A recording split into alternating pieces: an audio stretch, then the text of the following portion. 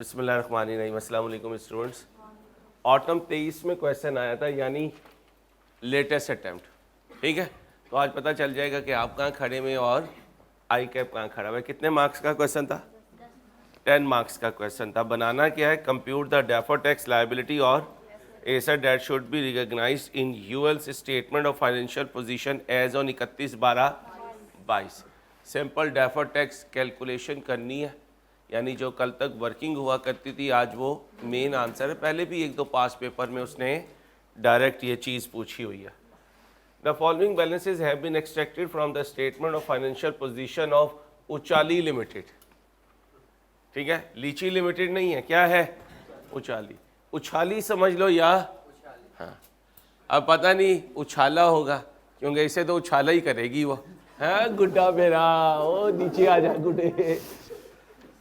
तो तूने ध्यान से रहा, ये ना ज़्यादा ऊंचा उछल जाए। ठीक है, एज और 31/12/22। Additional information, UL has only one investment property which was purchase during 22। During 22 का मतलब बेटा साल का पहला दिन, यानी 1/1/22 at a cost of 450 million.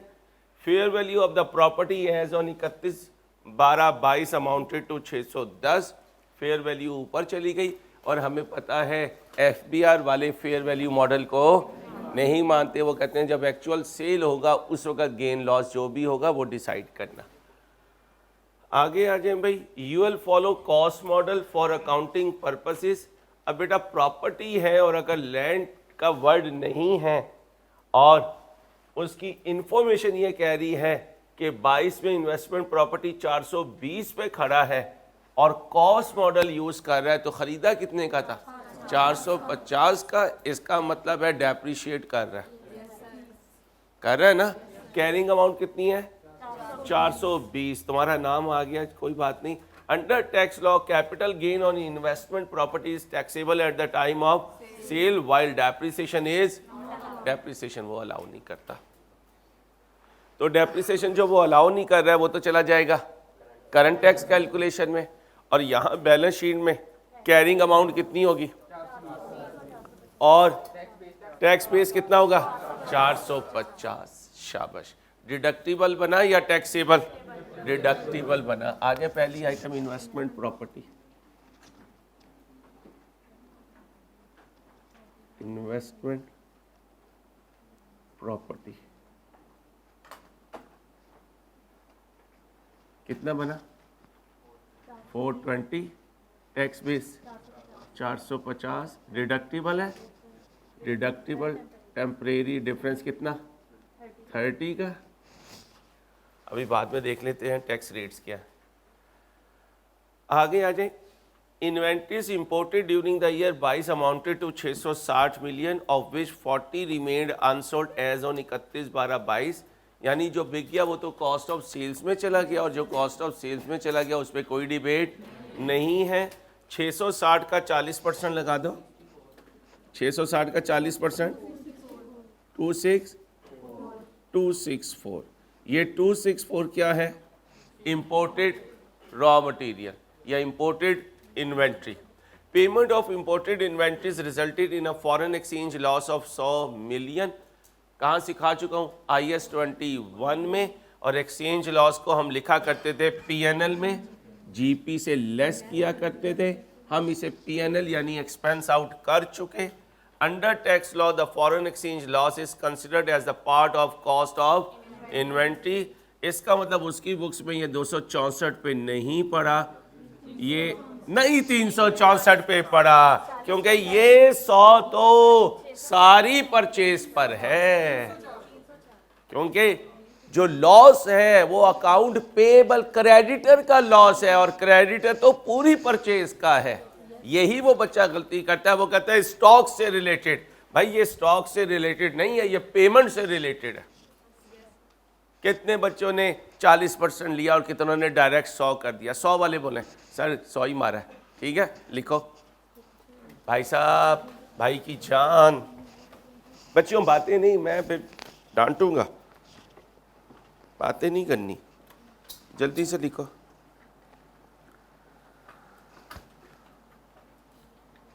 100 का कितने % लोग हैं?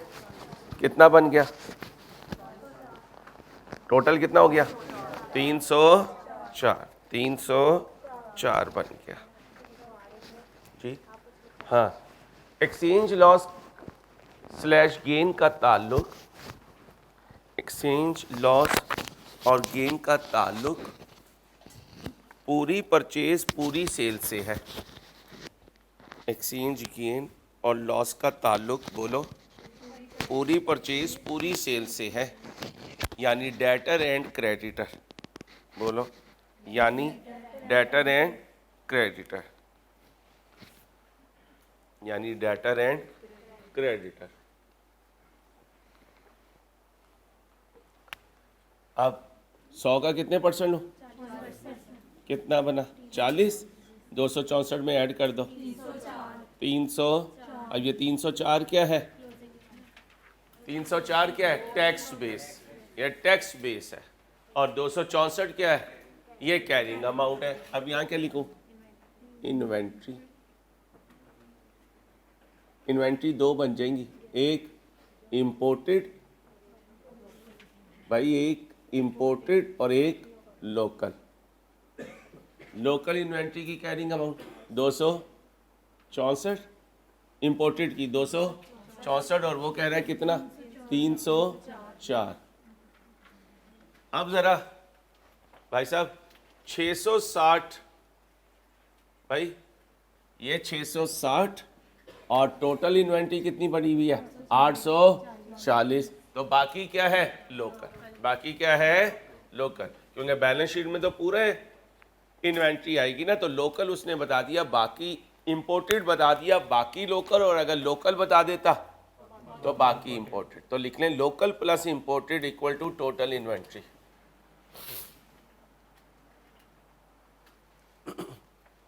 Local plus imported equal to total inventory. अब 840 में से 264 निकाल रहे 180, वाह भाई वाह, वाह भाई वाह, 570, बीबी जाग शाबाश। 840 माइनस 264 576।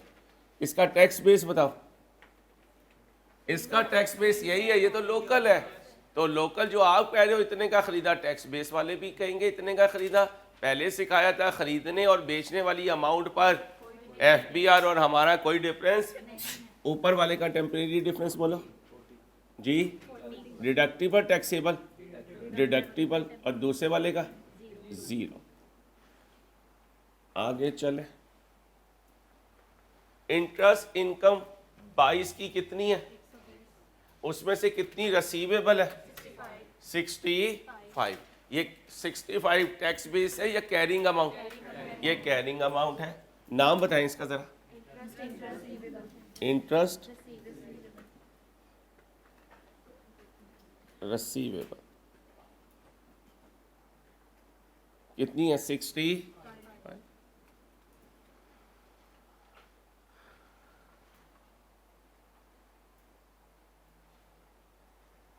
पढ़ो जरा, इंटरेस्ट रिसीवेबल आईएनजी।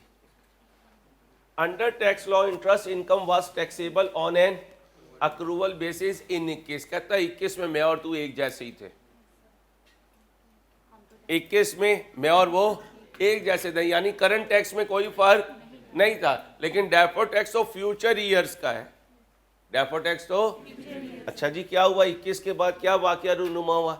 कहते हैं भाईजान कहाँ गया, हाउएवर विद इफेक्ट फ्रॉम यकम जनवरी 22, कहता है हमारे साल में क्या हुआ, interest is taxable on a receipt basis. कहता है 22 में हमने क्या डिसाइड कर लिया कि हम किस पे चलेंगे, रिसीट बेसिस पे। मैं कब की कैलकुलेशन कर रहा हूं, मैं 22 की कर रहा हूं। इसका मतलब 22 के करंट टैक्स में भी रिसीट बेसिस, और 22 से आगे के सालों में भी रिसीट बेसिस। तो फिर बताओ टैक्स बेस कितना बना सर, जीरो बना। टैक्सेबल या डिडक्टिबल, जी जी टैक्सेबल, टैक्सेबल टेम्परेरी डिफरेंस कितना 65। आगे चले, अक्रूड एक्सपेंसेस यानी एक्सपेंस पेएबल। इसमें क्या शामिल है? Payables for penalty, payables for penalty. हमारी बैलेंस शीट में तो पेनल्टी पेएबल आ रही होगी भाई, हमारी बैलेंस शीट में तो पेनल्टी पेएबल आ रही होगी, पेनल्टी पेएबल। मैं कितनी कह रहा हूं भाई, कितनी कह रहा हूं? 42। अच्छा जी, 21 को छोड़ दें, हम 22 में खड़े हुए हैं, 22 की डेफर्ड टैक्स कैलकुलेशन कर रहे हैं। During the year you will also paid penalty of 60 million, 56 million, ये पे भी किया है इस साल। अच्छा जी, under tax law penalties are not deductible, however other expenses are allowed on payment basis. अब इधर आ जाओ, अक्रूड कितने हैं? 200, उसमें पेनल्टी पेबल कितनी है? 42। इसका टैक्स बेस बोलो भाई, इसका टैक्स बेस बोलो, पेनल्टी का कितना? 0।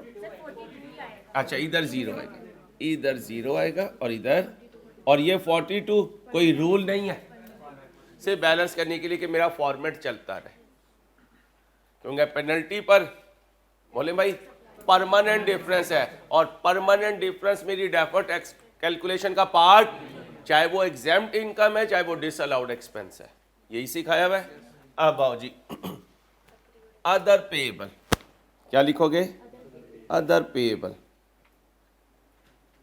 टोटल कितने थे? माइनस कर दो उसमें से 190। ये मैं कह रहा हूँ 190 है। अच्छा जी, वो क्या कह रहा है जी भाई? Under tax law penalties are not deductible, however other expenses are allowed on payment basis. इसका मतलब वो इसे कितना कह रहा है? 0। ये कितना बना? लायबिलिटी। अगर लायबिलिटी है तो क्या बना? डिडक्टिबल। क्यों? इसके लिए मेरी अजम्पशन है कि फ्यूचर ईयर्स में मैं पे करूंगा, जब पे करूंगा तो अलाउ होगा, जब अलाउ होगा तो टैक्स की सेविंग मिलेगी, तो क्या बन गया? डिडक्टिबल। मैं अकेला तो नहीं हूं। कभी कहो यार अंसारी पेपर देने चला जा, पेपर जो अल्लाह दुश्मन को भी ना दिलवाए भाई, जो ज़माना था अल्लाह ने गुजरवा दिया बस। अब तो बैठ के अक्सर दुआएं पढ़ते हैं और सदका देते हैं कि अल्लाह ने पास करवा दिया था। वो मेरा कौन आया था, हाँ परसों दोस्त आया था मेरा, तो उसकी बेटी की शादी हो गई थी, तो फिर वो दुबई से पेपर देने आई हुई थी, तो वो उसे पिक करने गया, तो मुझे पढ़ाकू कहता है, वो खाना खाने आया हुआ था हफ्ते की रात को, कहता है यार पढ़ाकू सीए में बाबे बाबे भी होते हैं। मैंने कहा क्या हुआ? कहता है औरतें इतनी बड़ी उम्र की तो शौहर लेने आए हुए थे, शौहर इतनी उम्र की तो बीवी और बच्चे लेने आए हुए थे। मैंने कहा यार हुरैरा को बताता हूँ। तो भाई सीए में जब आप पेपर देने जाओ ना फाइनल का, तो परेशान नहीं होना। हो सकता है साथ आपके जो है इनके कोई अंकल बैठे हो और इनके कोई आंटी बैठी भी हो, परेशान नहीं होना। सीए ऐसे ही है भाई, जिसे अल्लाह कर दे बस उस पर उसके माँ बाप की कोई दुआ लगी थी जो वो टाइमली क्वालिफाई कर ले। सीए कोई बच्चा क्वालिफाई कर जाए 24-25 साल की उम्र में, ये अल्लाह की मेहरबानी है, ये उस पर करम है मेरे अल्लाह का। ठीक है भाई साहब। तो इससे पहले कि लोग कहें अंकल आप बच्चों को लेने आए हैं, तो आपने क्वालिफाई कर लेना है। पता चले अंकल खुद कह रहे हो नहीं बेटा मैं तेरी आंटी ढूंढने आया यहाँ। पहली क्वालिफाई कर लेना। ओ बच्चों, UL has unused tax losses amounting to 550 as on 31/12/22. It is expected that after 3 years sufficient taxable profit will be earned to utilize the benefit of unused losses and deductible temporary. ये line ना भी हो तो ये हमारी assumption है कि आइंदा आने वाले सालों में प्रॉफिट आएंगे और ये लॉसेस उनसे सेट ऑफ हो जाएंगे। तो ये लॉसेस डिडक्टिबल होते हैं या टैक्सेबल? डिडक्टिबल होते हैं। कितने? 550। नाम देते हैं इसको,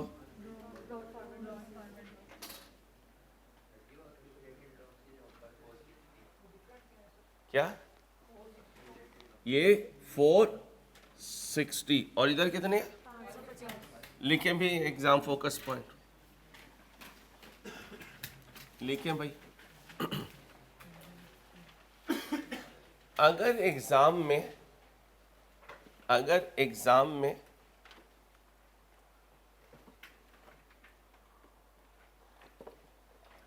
अकुमुलेटेड लॉसेस नजर आ जाए अगर एग्ज़ाम में अक्यूमुलेटेड लॉसेस नज़र आ जाएं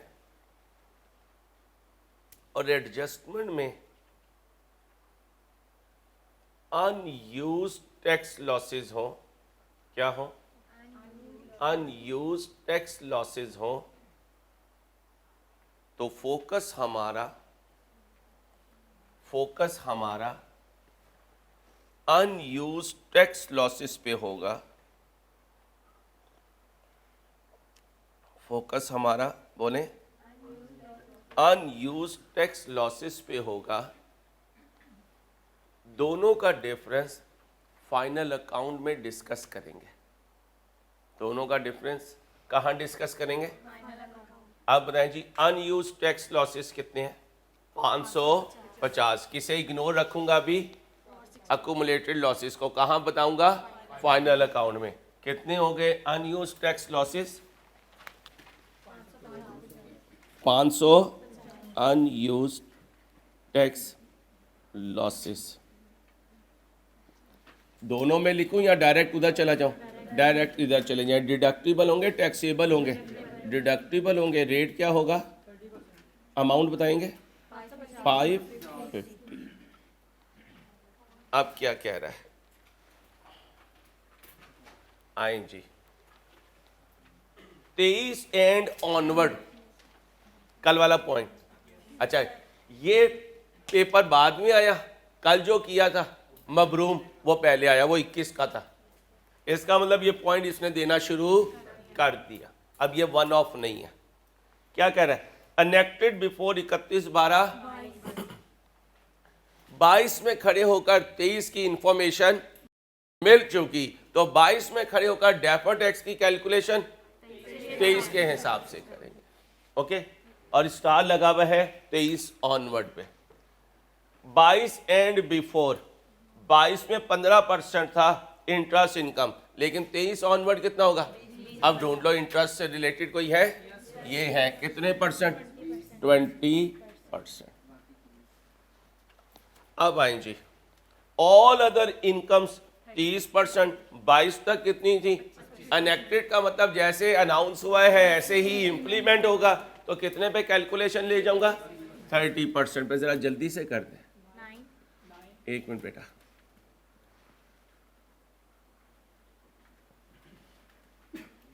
सब बच्चे कर दें, फिल कर लें, फिर मैं आगे जाऊंगा।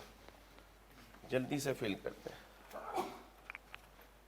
आई कैप अपने सॉल्यूशन में डेफर्ड टैक्स एसेट को माइनस शो कर रहा है और डेफर्ड टैक्स लायबिलिटी को पॉजिटिव शो कर रहा है। क्यों? क्योंकि टैक्स का जो ओरिजिनल नेचर है वो लायबिलिटी का है। तो आप प्लस माइनस भी कर सकते हो, ये ना भी लिखो, आदत बना लो। आई कैप के सोल्यूशन में ऐसे ही आ रहे हैं जो सजेस्टेड सोल्यूशन आ रहे हैं। डेफर्ड टैक्स लायबिलिटी को पॉजिटिव रख रहा है और डेफर्ड टैक्स एसेट को नेगेटिव रख रहा है। बोलें जी। 9 डेफर्ड टैक्स एसेट है। आगे deferred tax asset, 13 deferred tax liability, 57 deferred tax asset, 165 बोलो deferred tax asset, 230 deferred tax. मैं फिर आपको बार बार कह रहा हूँ बेटा, आपको पास करवाएगा बोनस और एवरेज। आप बिल्कुल रिसेंट अटैम्प्ट्स को सॉल्व कर रहे हैं, एक आधी एडजस्टमेंट में रुकते हैं, बाकी में माशाल्लाह गो थ्रू करते चले जाते हैं। और पास होने के लिए आपको 100 में से चाहिए 50, 100 में से 100 नहीं चाहिए। अजीब कुदरत का भी निज़ाम है। अल्लाह पे पाक भी 50 भी हो गया तो क्या, वो तो खाली फजल से ही पास करेंगे। तो आई कि आपने 50 रखा। तमाम प्रोफेशनल बॉडीज़ 50 रखती हैं, कुछ ऐसे रखती हैं कि बेंचमार्क जो सबसे टॉप पे होता है उससे कंपेयर करके बच्चों को पास करती हैं। CMA वगैरह और CPA वगैरह में ऐसे ही चलता है, वही कलैदा लाइन है। बताने का मकसद ये है कि करते रहोगे तो बचते रहोगे। अब वीकेंड आए तो ज़ाया नहीं करना। टर्म टेस्ट तुम्हें बता देगा कि तुम पास हो या क्या हो। ये अजीब अल्लाह पाक ने आपको सपोर्ट दी है। 2 महीने पहले पूरा जनवरी बाकी होगा, पूरा फरवरी बाकी होगा, मार्च के 2-4 दिन बाकी होंगे। 2 महीने पहले आप अपने आप को डिसाइड करवा सकते हैं यार मैं पास हूँ या क्या हूँ। 80% सिलेबस आपके टर्म टेस्ट में आना है। अब आपकी बॉडी लैंग्वेज आज से कुछ ऐसी होनी चाहिए, यार टर्म टेस्ट आ रहा है, प्री आई कैप आ रहा है, होते थे ना किप्स और यूनिक में प्री मॉक आ रहे हैं, प्री बोर्ड आ रहा है, तो आपने क्या करना है, प्री आई कैप आ रहा है, प्री आई कैप पास हो गए तो आई कैप पास हो गया, क्योंकि 2 महीने 60 दिन, यार 60 दिन में तो किताबें इंसान दोबारा तैयार कर लेता है, तुमने तो सिर्फ रिवाइज करना है। इसलिए प्लीज़ इन दिनों को कीमती जाने, बिल्कुल सोशल लाइफ को ज़ीरो कर दें। एक दफ़ा सी हो गया सारी ज़िंदगी सोशल लाइफ ही है यार, ये तो हम टीचिंग में देख के हमें ना तुम रोल मॉडल बनाओ कि यार चार्टर्ड अकाउंटेंट की ऐसी लाइफ होती है, ये हमने खुद सिलेक्ट किया अपनी ज़िंदगी को, ये हमारा पैशन था, हमारा शौक था, हमने इसको सिलेक्ट कर लिया। चार्टर्ड अकाउंटेंट की लाइफ इतनी टफ नहीं होती। आप कहें यार ये भी तो चार्टर्ड अकाउंटेंट FC है, मालिक है कॉलेज का, सुबह 6:30 बजे आ रहा है, ये करना है मैंने, नहीं, ये हमारा एक प्रोफेशन है, ये हमने अपना पैशन सिलेक्ट किया, समझ गए। तो चार्टर्ड अकाउंटेंट बड़ा Skoon.com में होता है, easy.com में होता है। कुछ ऐसे प्रोफेशन होते हैं जिसमें इन होकर बाहर नहीं निकला जा सकता। वो फिल्मों में नहीं दिखाते, वो हीरो गलत कामों में पड़ जाता है, विलन के हत्थे चढ़ जाता है, फिर हीरोइन कहती है काम छोड़ दो, ये हुरैरा ये तो बड़ा मसला हो जाएगा। हुरैरा क्या कहता है, नहीं अब मैं इस दलदल में फंस चुका हूँ, अब मैं इस दलदल से नहीं निकल सकता। वो दलदल में फंसता चला जाता, फिर एक दिन विलन को उड़ा देता है, अदालत ने फैसला करना होता है, हीरोइन दुआएं मांग रही होती है, जज कहता है बाइज्जत बरी किया। तो ये अलग कहानियाँ होती है, इन कहानियों में तुमने नहीं आना, इसमें सिर्फ हुरैरा है, ठीक है।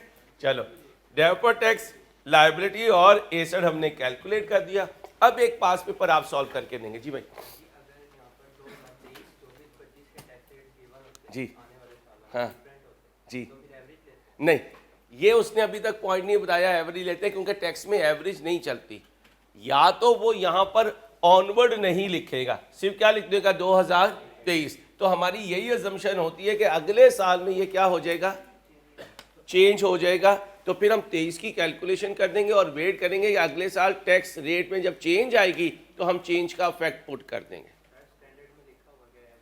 एवरेज नहीं, हमने हमारे आई कैप में कभी नहीं उसने किया, हमारे आई कैप में कोई पास पेपर नहीं आया और ना कभी आज तक पिछले 20 साल में इंक्लूड हुआ है। तो मैं स्टैंडर्ड की बात जब तक नहीं करूंगा जब तक मेरा आई कैप पुट नहीं करेगा। कैमरा बंद करिए। ऑनलाइन स्टूडेंट्स माइंड ना करना, कुछ बातें जो है ना लाइव रिकॉर्डिंग में नहीं कर सकते, कुछ बड़ों की बातें हो रही थी और हम छोटे जो हैं उनकी शान में कुछ पढ़ रहे थे। तो शान में हम ये पढ़ रहे थे, जब तक आई कैप की बुक में जितना स्टैंडर्ड नहीं है वो आपके लिए रेलिवेंट भी नहीं है। कैफ के लेवल पे, CFAP के लेवल पे नहीं। किसके लेवल पे नहीं? क्योंकि यही डेफर्ड टैक्स CFAP में भी आएगा और जितने पॉइंट कैफ में छूटे हुए हैं वो कहाँ अप्लाई होंगे, वो CFAP में अप्लाई होंगे। शायद मेरे ख्याल में इसलिए आई कैप ने अब स्टैंडर्ड ओपनिंग बंद कर दी है कैफ के लेवल पे। लोग तो उसे नेगेटिव ले रहे हैं, मैं उसे पॉजिटिव ले रहा हूँ। किस सेंस में? जब आप ओपन बुक कह देते हैं ना तो पूरा स्टैंडर्ड आपके सिलेबस में आ जाता है।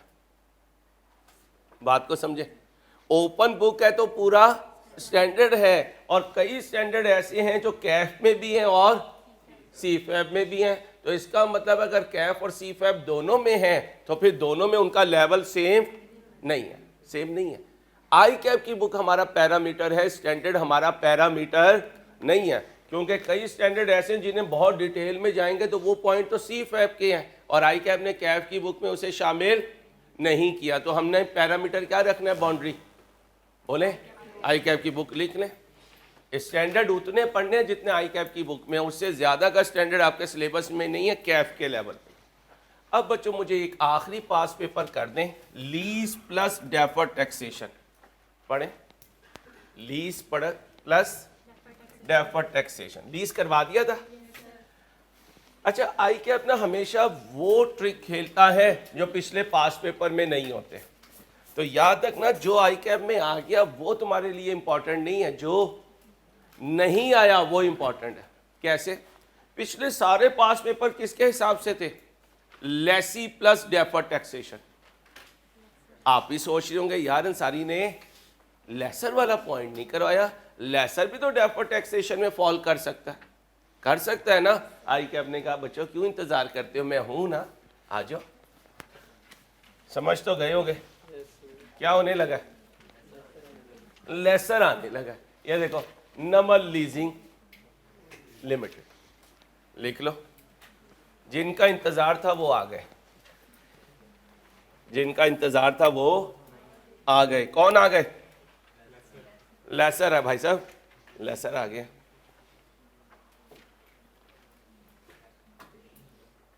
अच्छा बताओ, हुरैरा लेसर है लेसी है?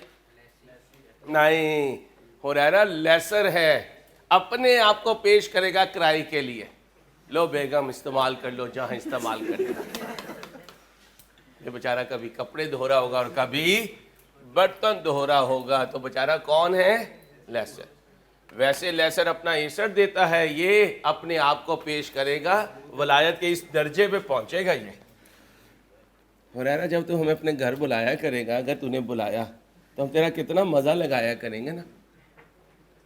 ड्राइंग रूम से आवाज़ें जाया करेंगी, मेरे मिजाजी खुदा को जो है वो सारे अंसारी बच्चों के साथ आके तंग करें। बुलाएगा अपने घर इंशाल्लाह। चलो जी, हुरैरा कह रहा है बुलाऊंगा अंसारी, मैं तेरे से सुनूंगा।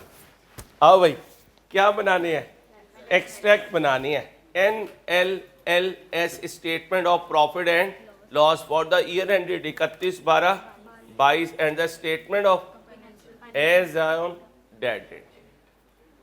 अब बेटा यहां उसने किया क्या, डेफर्ड टैक्स का नोट नहीं पूछा, तो कह सकते हो क्वेश्चन इंक्लाइंड कर रहा है लीज की तरफ। क्या कहा? क्वेश्चन इंक्लाइंड कर रहा है लीज की तरफ, क्योंकि डेफर्ड टैक्सेशन में अगर पूछे तो नोट पूछेगा, वो इंक्लाइंड कर रहा होगा डेफर्ड टैक्स की तरफ। याद रखना, जब इस तरह का पॉइंट आ जाए ना, तो आपको डेफर्ड टैक्स की बहुत ज्यादा कैलकुलेशन नजर नहीं आ रही होंगी।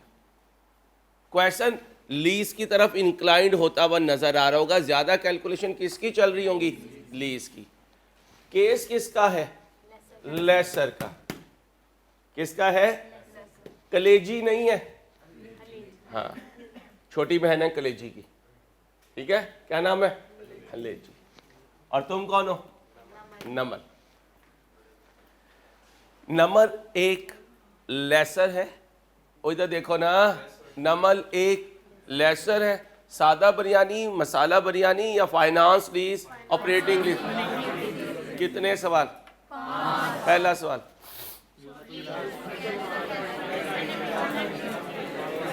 अब खिचड़ी पके जा रही है, पता कुछ नहीं चल रहा है। पहला क्या था? ऑनरशिप। दूसरा बार्गेन परचेज ऑप्शन तो नहीं है। तीसरा मेजर लाइन। चौथा present value of lease payments substantially equal to fair value of asset. और आखिरी स्पेशलाइज्ड नेचर तो नहीं है। एक भी आंसर यस आ गया तो, और अगर कोई आंसर ना आया तो अच्छा। ये जो फाइनेंस लीज और ऑपरेटिंग लीज डिसाइड कर रहा हूं, ये बिजनेस कर रहा है या एफपीआर कर रहा है? बिजनेस कर रहा है। याद रखना, कोई भी क्राइटेरिया गरीब का बाल ना बिजनेस लगाता है। एफपीआर तो चौधरी होता है, वो तो आता है और एक लेटर, एक चिट्ठी लेकर आता है और क्या कहता है? हम तुम्हें ऐसे समझेंगे, हम तुम्हें ऐसे समझेंगे। तो लिख लो, ये जितने क्राइटेरिया अंसारी हमें सिखा रहे हैं ना, ये बिजनेस के हिसाब से है। एफबीआर का कोई क्राइटेरिया नहीं होता, वो जंगल का, हाँ, वो जंगल का बादशाह है। आ गया ना एफबीआर, तो लग पता जाओ। अच्छा, चार्टर्ड अकाउंटेंट में इतना हौसला होता है, बड़े बड़े बिजनेसेस एफबीआर से चलती हैं, चार्टर्ड अकाउंटेंट उनके ऑफिस में जाके उन्हीं से डील मार आता है। दुनिया एफबीआर को सलूट करती है और एफबीआर वाले चार्टर्ड अकाउंटेंट को सलूट करते हैं। ये अजीब मामला है। तो ये इज्जत अल्लाह ने दी है, इसको संभाल के रखना। हमारी इंटेग्रिटी बड़ी कीमती चीज़ होती है। ऐसा काम ना करना जो प्रोफेशन के लिए दाग साबित हो। कभी बाद में कह रहे हो दाग तो अंसारी अच्छे होते हैं, ठीक है, हाँ, कोई ऐसा काम ना करना। ऑर्गेनाइजेशंस के लिए जाके एफपीआर से बात करना कुछ और है, अपनी इंटेग्रिटी को हमेशा सिक्योर करके चलना। क्या लिखा है? अंसारी साहब जितने क्राइटेरिया सिखा रहे हैं वो बिजनेस अप्लाई करता है, एफबीआर तो हुक्म सादिर करता है। लिख लो, एफबीआर तो हुक्म सादिर करता है। चलो जी, 1 जनवरी 22 को नमल, कुछ कहना है बेटा? नमल लीजिंग कंपनी ने लीज किया है एक मैन्युफैक्चरिंग प्लांट टू कलेजी लिमिटेड। डिटेल्स आर क्या है? Non cancellable lease term is क्या मिलेगा? कितना? 60 payable in area. Interest rate NLL incurred and IDC of 4 million for arranging the lease. Estimated residual value of the plant at the end of the lease is of which 90 million has been guaranteed by, तो बाकी अनगारंटेड कितनी है जी? ठीक है। Lease paper में कितनी चीजें शामिल होती हैं जल्दी बताओ? Guaranteed residual value, down payment और रेंटल। अच्छा, ग्रॉस इन्वेस्टमेंट में कितनी शामिल होती हैं? 4 चीजें, उसमें अनगारंटेड रेजिडुअल वैल्यू भी शामिल होती है। जब सामने वाले को कुछ नहीं मिलता ना, फिर इंग्लिश में हमें वो कहते हैं ये एडिशनल गारंटेड इनकम है, और बंदा कहता है ये तो डिक्शनरी में कहीं नहीं है, तो वो क्या कहते हैं? हमारी अपनी डिक्शनरी है। बस यही मेरा कॉन्फ्लिक्ट है कि भाई जितना मर्जी मुश्किल पेपर बनाओ, लेकिन ऐसी बात नहीं कि जो प्रोफेशन के अगेंस्ट जा रही है। पेपर जितना मर्जी मुश्किल बनाए कोई मसला नहीं, कितना बना लेंगे, वो पेपर लेकर आएंगे, हम अपना लहू लेकर आएंगे। ठीक है भाई साहब, और अलहदा बात है कुछ लोग बेचारे जो है हाँ आर्टिफिशियल लेके आएंगे, ओरिजिनल तो उनकी बॉडी में वैसे ही कम है। चलो भाई, लीज टर्म कितनी है? क्या करोगे भाई? क्राइटेरिया। अब क्राइटेरिया लगाओ, क्राइटेरिया लगाएं, अब आ जाए। फॉलोइंग इंफॉर्मेशन अवेलेबल है। Net profit before tax after all adjustment 350 है। Applicable tax rate, tax authorities treat each lease as an, अब सुनना क्या है? जाओ जरा सादा बिरयानी के सवाल में, शॉर्ट लाइफ है? नहीं है। दूसरा लो वैल्यू एसेट है? नहीं है। क्या कैंसल हो सकता है? नहीं हो सकता। अंसारी, अगर कैंसल नहीं हो सकता तो सादा बिरयानी नहीं है। ये कौन कह रहा है? ये लेसी कह रहा है। अब लेसर पे आ जाओ, क्योंकि बात किसकी पूछ रहा है? लेसर की पूछ रहा है। पहला सवाल, ऑनरशिप ट्रांसफर भाई हो रही है? नहीं हो रही। कैसे पता चला? गारंटेड रेजिडुअल वैल्यू दे रहा है, और गारंटेड रेजिडुअल वैल्यू जब भी दी जाती है जब एसेट मैंने इस्तेमाल नहीं करना होता। और क्वेश्चन साइलेंट हो तो सिखाया था स्लाइड पे, क्वेश्चन साइलेंट हो तो एसेट ट्रांसफर नहीं होता, एसेट ट्रांसफर नहीं होता। आंसर क्या आ गया? यस या नो? नो आ गया। और किसी एक पे भी यस आ गया तो क्या होगा? Finance lease. दूसरा कुछ सोचे, बार्गेन परचेज ऑप्शन है? नो। तीसरा लाइफ। अब आ जाए भाई, हमारी लीज टर्म कितनी है? 5 साल, और एसेट की लाइफ कहीं गिवन है? क्वेश्चन साइलेंट हो तो सेम होता है, इसका मतलब फाइनेंस लीज है, क्योंकि मेजर लाइफ नहीं होल लाइफ इस्तेमाल कर रहा है। क्या इस्तेमाल कर रहा है? अगली बात सुन लेना, लेसर के लिए फाइनेंस लीज बनाने के लिए क्वेश्चन का साइलेंट होना काफी है, और सादा बिरयानी बनाने के लिए क्वेश्चन में इंफॉर्मेशन होना जरूरी है। ये भी लिखना, एग्जाम के क्वेश्चंस में लेसर के लिए फाइनेंस लीज बनाने के लिए क्वेश्चन का साइलेंट होना काफी है। ऑपरेटिंग लीज के लिए बोलो, ऑपरेटिंग लीज के लिए डेटा होना जरूरी है, और क्वेश्चन साइलेंट होगा तो लीज टर्म और यूजफुल लाइफ, बोलो भाई लिख लो। क्वेश्चन साइलेंट हुआ तो लीज लाइफ और यूजफुल लाइफ क्या होगी? सेम होगी। लो भाई, हम तो कह रहे हैं कि ये फाइनेंस लीज है, और शहजादे क्या कह रहे हैं? भाई शहजादे क्या कह रहे हैं? बादशाह सलामत ने क्या कह दिया? तो अब मुझे बताओ, एक ही क्वेश्चन में कितनी दफा सॉल्व करूंगा? 2 दफा। एक दफा अपने लिए, एक दफा FPR के लिए। अपने लिए सॉल्व करूंगा तो फाइनेंस लीज, उनके लिए सॉल्व करूंगा तो ऑपरेटिंग लीज। मैं तो ये कह नहीं रहा कि मुझे डेफर्ड टैक्स कैलकुलेट करके दो, मेरा ये क्वेश्चन ही नहीं है। मैं भूल गया कि ये टैक्स रेट भी कोई चीज है। मुझे तो इस क्वेश्चन को सॉल्व कर दो लेसर के पॉइंट ऑफ व्यू से। किसके पॉइंट ऑफ व्यू से? और सारा कुछ वर्किंग में ले जाओ, क्योंकि मुझे क्या बना के देने हैं? एक्सट्रैक्ट बना के देने हैं। जब क्वेश्चन सॉल्व कर लोगे तो मैं चला जाऊंगा करंट टैक्स पे और बोलो डेफर्ड टैक्स पे। करंट टैक्स कैलकुलेशन में क्या करूंगा, जो कुछ एफपीआर ने किया, सॉरी जो कुछ आईएफआरएस ने करवाया वो रिवर्स कर दूंगा, और जो कुछ एफपीआर कहेगा वो शामिल कर दूंगा, क्योंकि मेरे प्रॉफिट बिफोर टैक्स में क्या शामिल हुआ है, आईएफआरएस। इधर देखो, मेरी इस कैलकुलेशन में क्या शामिल हुआ है, आईएफआरएस। क्या शामिल नहीं है, एफपीआर। तो किसे निकाल दूंगा, आईएफआरएस को। किसे इंजेक्ट कर दूंगा, एफपीआर को। तो पहले क्वेश्चन लीज के हिसाब से सॉल्व करो, फिर देखेंगे डेफर्ड टैक्स में कहां लेके जाने से। जल्दी से बना दें फाइनेंस लीज, पहले आईएफआरएस कर दें फाइनेंस लीज। मिनट लगाएं बेटा।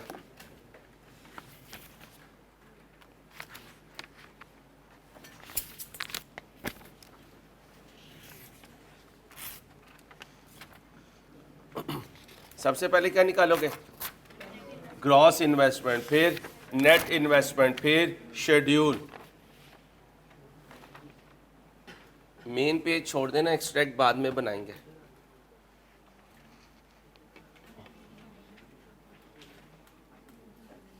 बातें नहीं बच्चों, कंपैरेटिव तो नहीं मांगा हुआ है भाई, कंपैरेटिव तो नहीं मांगा हुआ।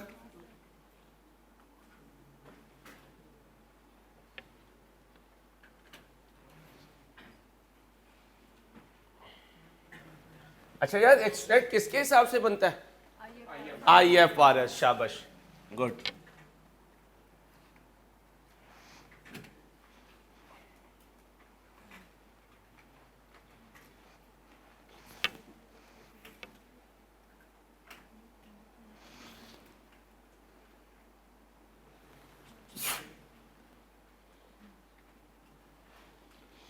जल्दी बना दो बेटा, लीज वाला सारा पोर्शन कर दो, फिर उसे मर्ज कर देंगे हम डेफर्ड टैक्स के साथ। जी भाई, अभी रुक जाओ यार, अब तो बहुत आगे चला गया ना। मैं आके आपके साथ शेयर कर लेता हूँ आपकी सीट पे, और रिकॉर्डिंग में फिर बच्चा कंफ्यूज हो जाता है बेटा। उसे बोर्ड पे नज़र अगला क्वेश्चन आ रहा होता है और सर की आवाज़ पिछले क्वेश्चन की हो तो वो कंफ्यूज हो जाता है मेरे बच्चे।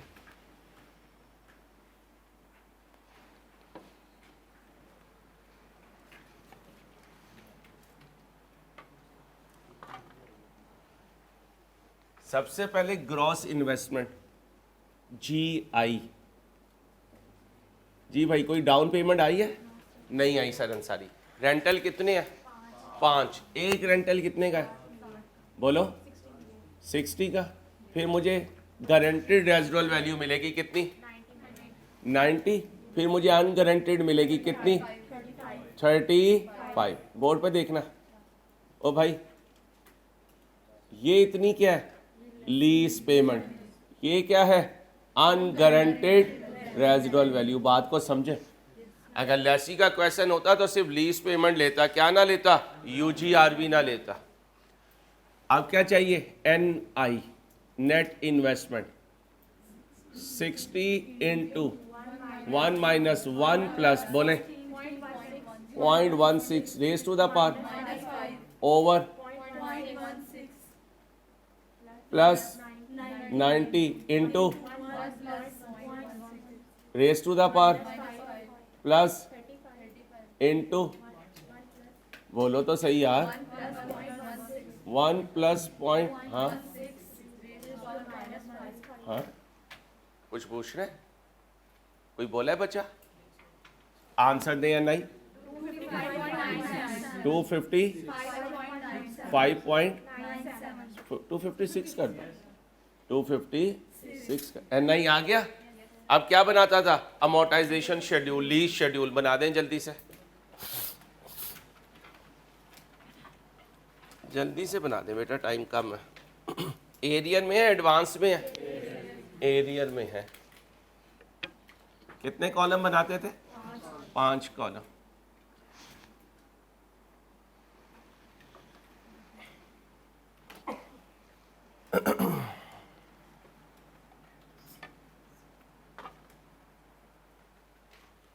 डेट, इंस्टॉलमेंट, प्रिंसिपल इंटरेस्ट 16% पे है और फिर बैलेंस। डेट बोले 1/1/22 कितना बैलेंस आया 256।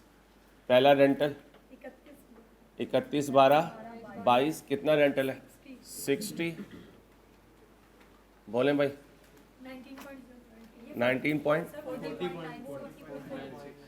40 बेटा मैं लिख रहा हूँ तो आप कंफ्यूज कर रहे हो मुझे। बोलो जी 40.96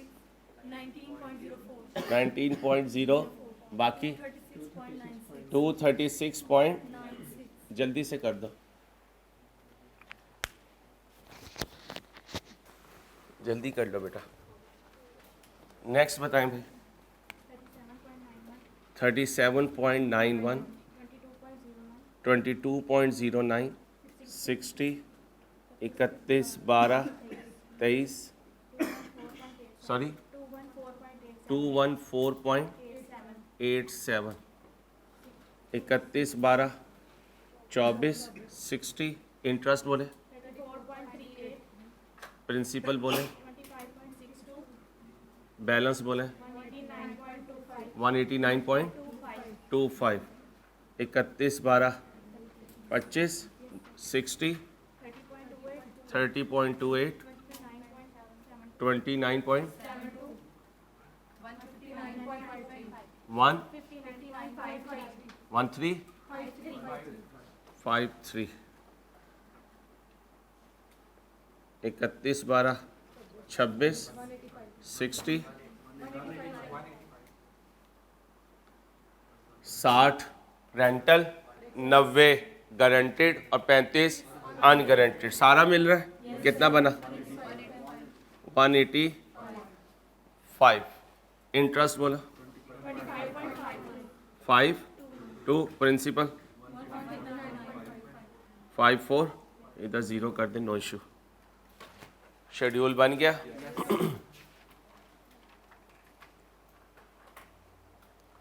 ओके हो गया।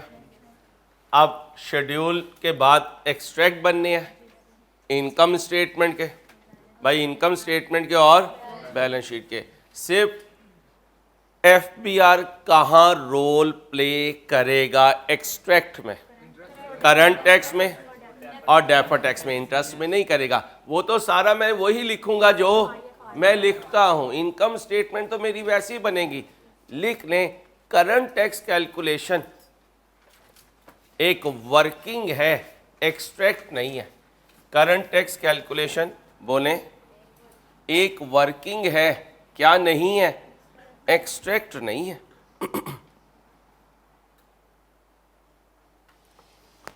इसलिए ये मत समझना कि करंट टैक्स कैलकुलेशन में जो ऐड लेस कर रहे हो इससे तुम अपने रिकॉर्ड्स चेंज कर रहे हो।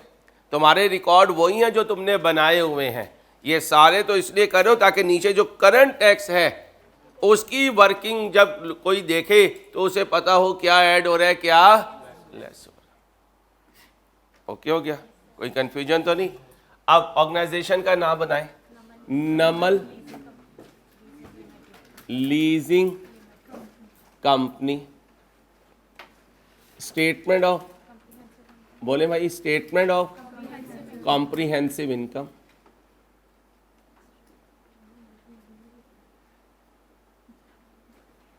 क्या लिखना है GP for the year ended बता दें। फॉर द ईयर एंडेड बोले भाई 31/12/22 कहाँ से शुरू करूंगा जीपी से।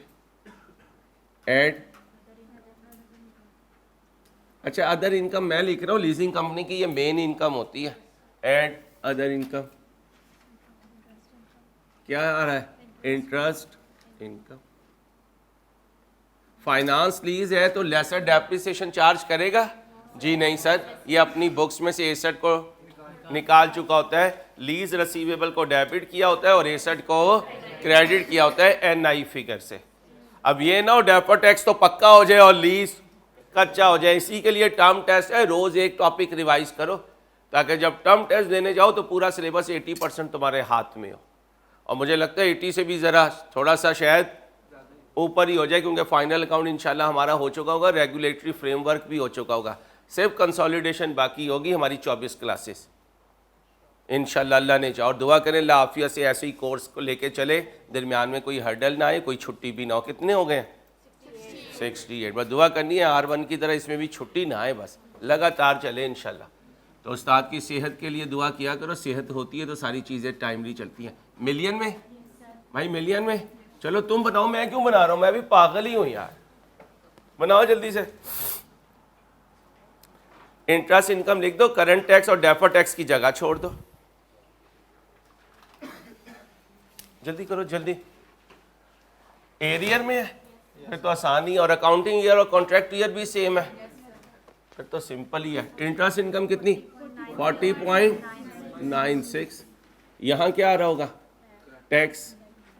और टैक्स में क्या आ रहा होगा? करंट टैक्स, करंट टैक्स, और दूसरा क्या है? Deferred tax. आईटीसी कितना इनकर किया? और हमने क्या कहा था, इसको ओवर द लीस्ट हम क्या करेंगे? अमोर्टाइज करेंगे। ओवर द लीस्ट हम क्या करेंगे? फाइनेंस लीज में। जरा फाइनेंस लीज की स्लाइड ओपन कर लो, एक वही expense out, amortise mean expense out करेंगे। जरा फाइनेंस लीज देखें, जरा फाइनेंस लीज देखें। और लेसन ने आईडीसी किया हो तो क्या करते हैं? पीडीएफ होगी आपके पास, बुक खोल लें, बुक खोल लें जल्दी से, पीडीएफ खोल लें। पीडीएफ तो है, वो नहीं जाता जिंदगी में से तुम्हारी, जल्दी से खोल लें भाई। देखने देना यार।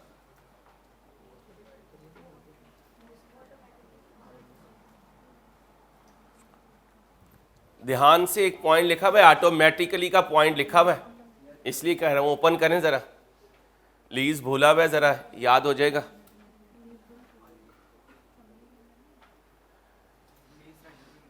हाँ जी, अब गौर से सुनो। फाइनेंस लीज हो, लेसर हो, तो मैंने लिखवाया हुआ है कि ऑटोमेटिकली वो रेंटल में शामिल होता है, नजर नहीं आता इस कैलकुलेशन में।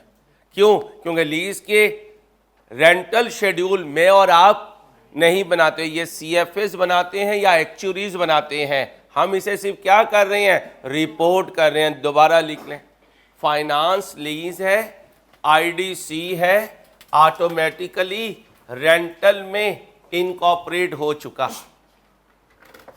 फाइनेंस लीज है, लेसर का केस है, आईडीसी ऑटोमेटिकली कहाँ शामिल हो चुका? बोले रेंटल में शामिल हो चुका। स्क्रीन पर नजर नहीं आता, रेंटल कैलकुलेशन में, रेंटल शेड्यूल में इसका इंपैक्ट आ चुका होता है बेटा। क्लियर? वेल डन, तुझे याद रहा है। इधर से भी एक वर्ड आया था ऑटोमेटिकली का, कौन बोलेगा? दो बच्चों को याद था। ऑटोमेटिकली की स्लाइड सर ने दी हुई है कि स्टैंडर्ड में ऑटोमेटिकली रेंटल में इनकॉर्पोरेट हुआ बहुत है, और रेंटल शेड्यूल हमारे सिलेबस में नहीं है, पूरे सीए में नहीं है। ओ भाई, रेंटल शेड्यूल हम नहीं बनाते, ये कौन बनाते हैं? सीएफएस बनाते हैं या एक्चुअरीज बनाते हैं, और जिसका काम हाँ टांगना अड़ाना। जैसे अक्सर अब्बा जी कहते हैं किचन में क्या होता है, मैं खुद बनाऊंगा खाना। हाँ, फिर आपको पता है जो हाल होता है किचन का। आगे आ जाओ मेरे बच्चों, आप क्या करना है? करंट टैक्स, डेफर टैक्स ये बाद में करता हूँ, इधर आ जाए। बैलेंस शीट बनाता हूँ। क्या बनाता हूँ? किसकी? Namal leasing company. Statement of financial position, statement of financial position as on 31/12/22। Assets, और एसेट्स में नॉन करंट एसेट्स, और इसमें लीज रसीवेबल, लीज बोलो रसीवेबल, और नीचे करंट एसेट्स, और करंट एसेट्स में current portion of lease receivable, current portion of बोलो लीज रसीवेबल। और अगर रेंटल एडवांस में होते तो इंटरेस्ट रिसीवेबल भी आता। भाई बोनस एवरेज सारा तुम्हें आता है, खुदा का वास्ता है चैलेंजिंग से अपनी ज़िंदगी ख़राब मत करना प्लीज़ मेरे बच्चों। चैलेंजिंग को ना दिमाग में रखना वरना कंफ्यूज हो जाओगे। उस एक एडजस्टमेंट से तुम्हारे पास फेल का डिसीजन नहीं होना। लिख दो जल्दी से, फिल करो। नॉन करंट पोर्शन लिखो, करंट पोर्शन लिखो जी। 31/12/22 को खड़ा ये 22.09 किया करंट। चलो और नॉन करंट कितना? 214। यहां तक बेटा लीज था, प्योर लीज था। अच्छा, अब वर्किंग में लीज का दूसरा पोर्शन है, वो क्या है? Operating lease. क्या है? ऑपरेटिंग लीज में एसेट मेरे पास रहेगा, उसे डेप्रिशिएट भी मैं ही करूंगा, उसे डेप्रिशिएट भी मैं ही करूंगा। और जो किराया आना है उसको रेंटल इनकम समझूंगा। किराए डिफरेंट हो तो एवरेज आउट करता था, कमाया एवरेज हो जाता था, आया जो फिगर होती थी वो हो जाता। यहां रेंटल में चेंज नहीं है, तो जो कमाया है वो ही आया है। बना दो जरा ऑपरेटिंग लीज वर्किंग में, जल्दी से बना दो, 2 मिनट लगाओ। क्या कहां लिखा है? नहीं, उसे रेंटल चेंज नहीं कहते बेटे, रेंटल तो वही रहेगा। और वो हमसे लास्ट ईयर पूछ भी नहीं रहा है, वो हमसे कौन सा साल पूछ रहा है? Current year. तो करंट ईयर में तो रेंटल कमाया और आया बराबर है, और गारंटीड और अनगारंटीड को कभी रेंटल नहीं कहते हैं। क्लियर बेटा? 2 मिनट ले लें फिर मैं आपको ज्वाइन करता हूं।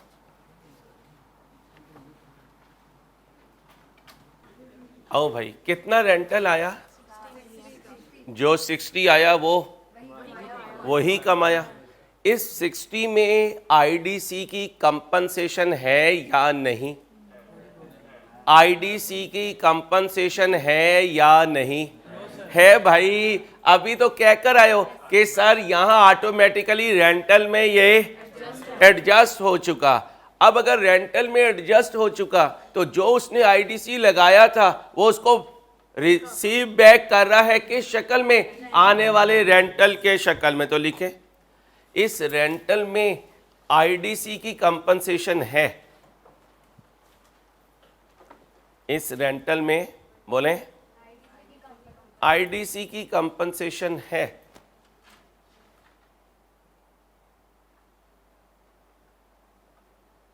इस रेंटल में आईडीसी की कंपनसेशन है, इसलिए एफबीआर वाले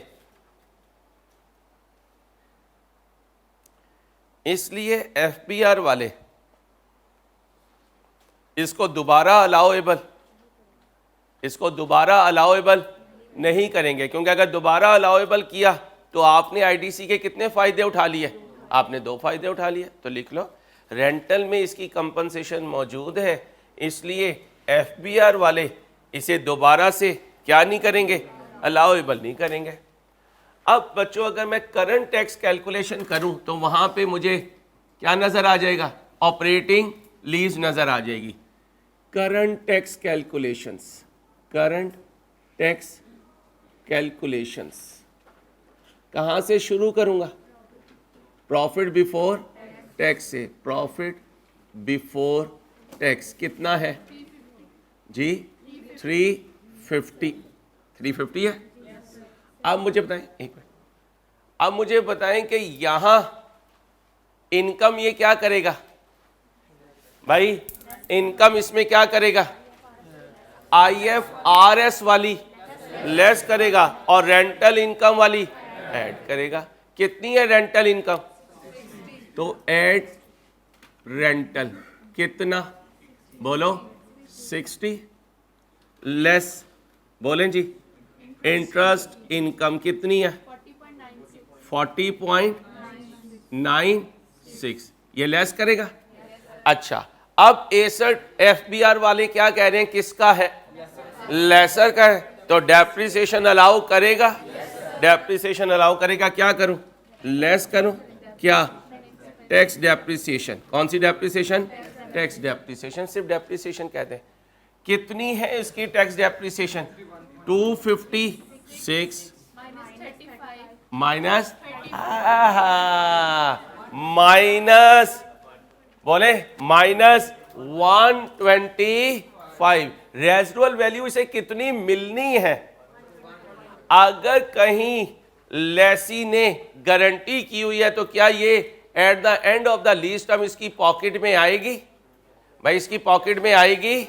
लिखें exam focus point, residual value lesser के हिसाब से, क्या कहा? रेजिडुअल वैल्यू लेसर के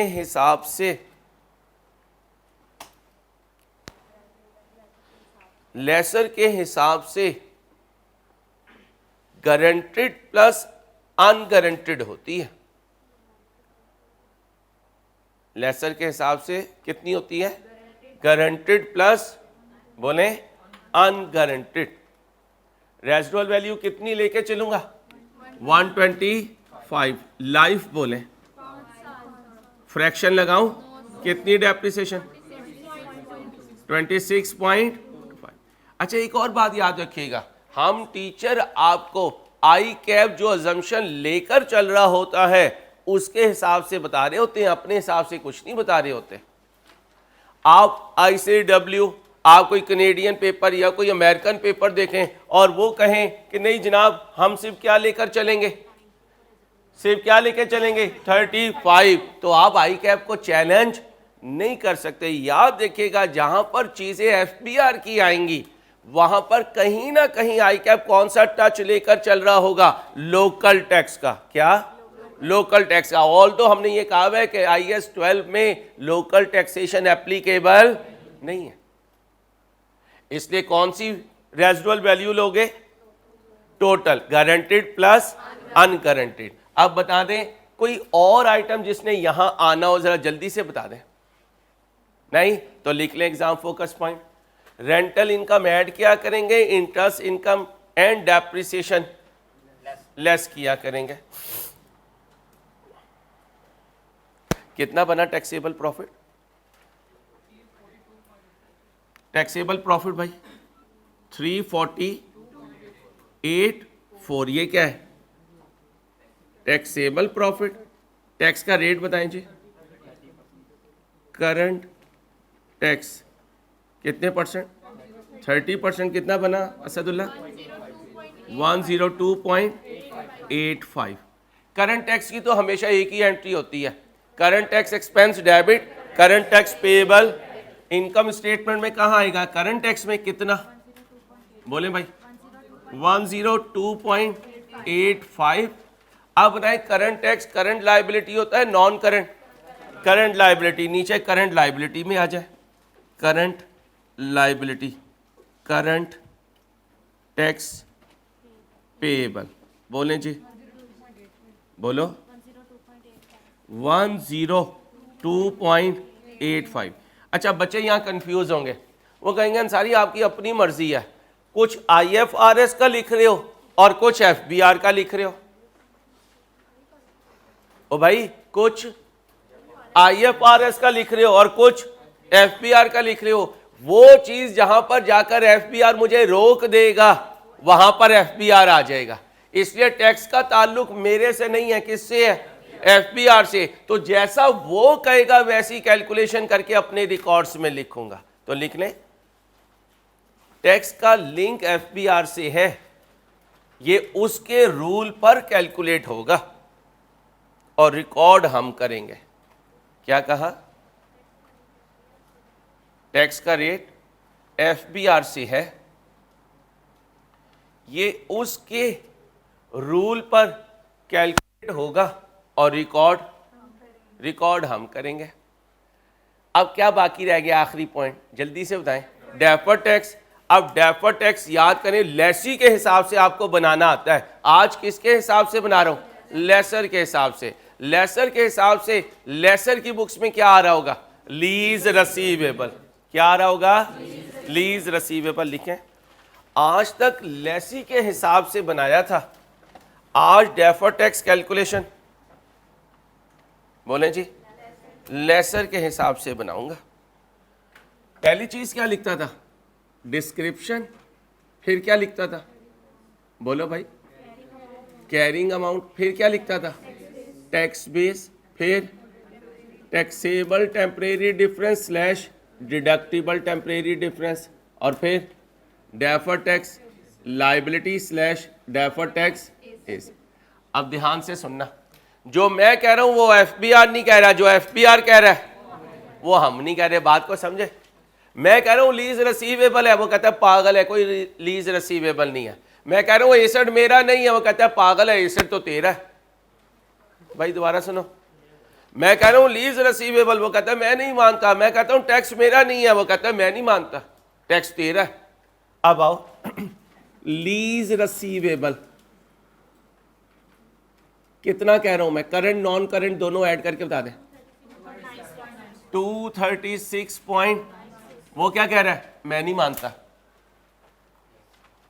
मैं नहीं मानता तो इसमें मुझे क्या होगा, टैक्सेबल टेम्परेरी डिफरेंस कितने से, 236.96 लगा दो, 70.088 क्या बना, डेफर टैक्स, भाई डेफर टैक्स लाइबिलिटी। अब आओ PPE, कौन नहीं मानता, मैं नहीं मानता, मेरा एसेट नहीं है, मेरी बैलेंस शीट में आ ही नहीं रहा है। ये देखो मेरी बैलेंस शीट में नहीं आ रहा है। टैक्स वाले कह रहे हो भाई साहब वो जो हमारे लिए बैलेंस शीट बनाई है उसमें आ रहा है, कितना आ रहा है, 229 जी, कहाँ था कैलकुलेशन डेप्रिसिएशन की, दिस माइनस दिस कितना बना, कैरिंग अमाउंट लेनी है 8, क्या बनेगा, डिडक्टिबल टेम्परेरी डिफरेंस 229.8, बोलो 68.94, ये क्या है, डेफर टैक्स एसेट नेट करो 2.148, क्या बना, डेफर टैक्स, बोलो डेफर टैक्स लाइबिलिटी। एंट्री बोलो, ओपनिंग बैलेंस जीरो अज्यूम कर लो, क्यों, डाटा नहीं है। डाटा होता तो हत्तुल इम्कान पहले बीडी निकालता फिर चेंज निकालता, और एंट्री हमेशा डेस्टिनेशन की नहीं होगी, किसकी होगी, तो फिर यही चेंज है यही डेस्टिनेशन है। डेफर टैक्स लाइबिलिटी है तो ब्रैकेट लगा दें कितना, 2.148। अब बेटा यहां पर डिबेट है, डेफर टैक्स लाइबिलिटी को ICAP non current liability assume करके चलता है, क्या अज्यूम करके चलता है, नॉन करंट लाइबिलिटी। लिख लें, डेफर टैक्स लाइबिलिटी को नॉन करंट लाइबिलिटी अज्यूम करेंगे as per ICAP suggested solutions, as per ICAP suggested solution. तो करंट टैक्स कहां लिख दिया करूंगा, करंट लाइबिलिटी में, और defer tax non current liability में, यहां लिख दो नॉन करंट लाइबिलिटी। क्या लिखूं, डेफर टैक्स लाइबिलिटी कितनी है, 2.148। एक मिनट बच्चे, पहले उस बच्चे का सवाल है, फिर इधर से जवाब है, फिर आपका। जी मेरा बेटा, मैंने आपको रोका था, सॉरी, जल्दी कर बेटा। और पिछले क्वेश्चन इस क्वेश्चन का आता हूं तो मैं बताऊंगा। भाई बच्चा कंफ्यूज हो जाता है सारा ऑनलाइन, वो कहेगा यार ये बच्चा जो बोल रहा है, सर जो बोल रहे हैं, ये ना यहाँ पर है ना, फील नहीं करना बेटा। जी पहले इधर बच्ची थी, हाँ चलो आप बोलो।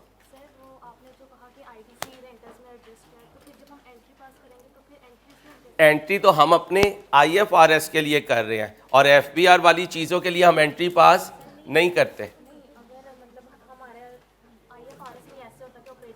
अगर नहीं होता ना बीबी, पहली स्टैंडर्ड बड़ा कुछ कहते हैं, आप अगर पे ना जाएं, आपकी मेहरबानी, अभी जितना उसने बना दिया हम उसी को ले लें तो काफ़ी होगा। मैं कैमरा बंद करके अपने बच्चे का जवाब देकर जाऊंगा बेटा, परेशान नहीं होना, अपना ख्याल रखिएगा, अल्लाह हाफिज़।